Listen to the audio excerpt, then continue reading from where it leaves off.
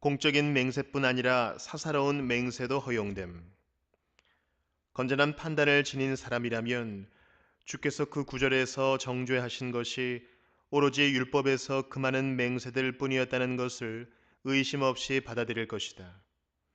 자신이 가르치신 완전함의 모범을 자신의 삶에서 친히 보여주신 주께서는 필요할 경우마다 맹세하기를 주저하지 않으셨다. 또한 그의 제자들도 모든 일에서 스승을 좇았을 것이 분명한데 그들 역시 맹세를 주저하지 않았다. 만일 맹세 자체가 전면 금지되었었다면 바울이 맹세를 했다고 감히 누가 말하겠는가? 그러나 불가피한 상황이 생기자 그는 주저하지 않고 맹세하였고 때로는 거기에 저주까지 덧붙이기도 했다. 그러나 아직 문제가 완전히 해결된 것은 아니다. 오로지 공적인 맹세만 이러한 금지에서 제외된다고 보는 사람들이 있기 때문이다. 예컨대 국가의 관리가 요구하고 시행하는 맹세라든가 군주들이 조약을 체결할 때에 흔히 사용하는 맹세라든가 혹은 백성들이 군주의 이름으로 맹세한다든가 군인이 국가를 위한 봉사의 의무를 이행하겠다고 맹세하는 등의 경우가 그것이다. 그들은 또한 복음의 위엄을 단언하는 바울의 진술도 이 범주에 넣는다. 사도들은 그저 사사로운 시민이 아니라 공적인 하나님의 사역자들로서 임무를 수행하기 때문이라는 것이다. 물론 이것들이 지극히 안전한 맹세들이라는 것은 부인하지 않는다. 성경의 확고한 증언들이 그것들을 뒷받침하기 때문이다. 의심적인 문제들에 대해서 관원들은 증인에게 맹세를 강요할 의무가 있으며 증인은 맹세로 답변해야 할 의무가 있다. 사도는 인간사의 문제들이 이런 수단으로 해결되는 것으로 말씀하고 있다. 이 계명에서는 양쪽의 행위를 모두 인정하고 있는 것이다. 또한 고대의 이교도 세계에서는 엄숙한 공적인 선서를 매우 신성시하였던 것을 볼 수 있다.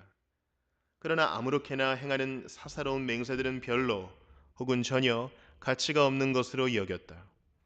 하나님의 위엄이 그런 것과는 전혀 관계없다는 식으로 생각한 것이다. 그러나 거룩한 의도를 갖고서 경건한 자세로 진지하게 그리고 절실한 사정 때문에 행하는 맹세를 사사로운 것이라 하여 정죄한다는 것은 너무 위험한 처사일 것이다. 적절한 근거와 신뢰가 이것들을 뒷받침하기 때문이다.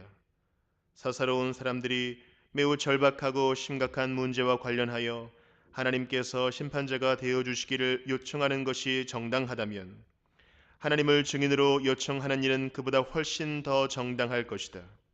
가령 형제가 여러분을 향하여 신의를 저버렸다고 비난한다고 할 때에 사랑의 의무를 진 여러분은 자신이 그렇지 않다는 것을 증명하려고 애쓸 것이다.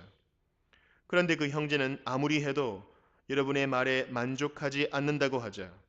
이때에 그 형제의 고집스러운 자세 때문에 여러분의 명예가 더럽혀질 위기에 있게 된다면 하나님께서 판단하사 정하신 때에 여러분의 결백을 드러내 주시기를 요청한다 해도 잘못이 아닐 것이다.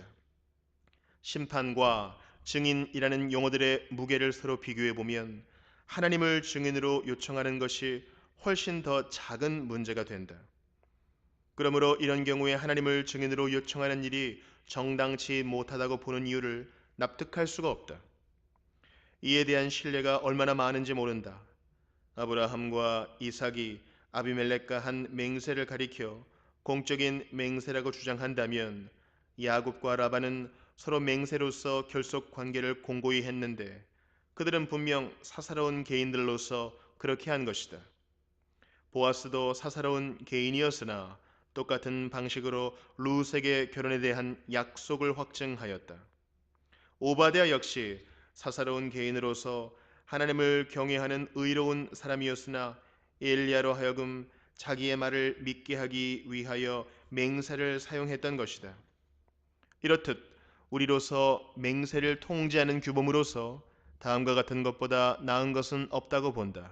즉 맹세는 경솔해서도 함부로 아무렇게나 하찮게 행해서는 안 되며 정당한 필요를 위하여 주의 영광을 드러내거나 혹은 형제들에게 덕을 세우기 위한 일에 행하는 것이어야 한다는 것이다. 바로 이것이야말로 이 계명을 주신 목적인 것이다.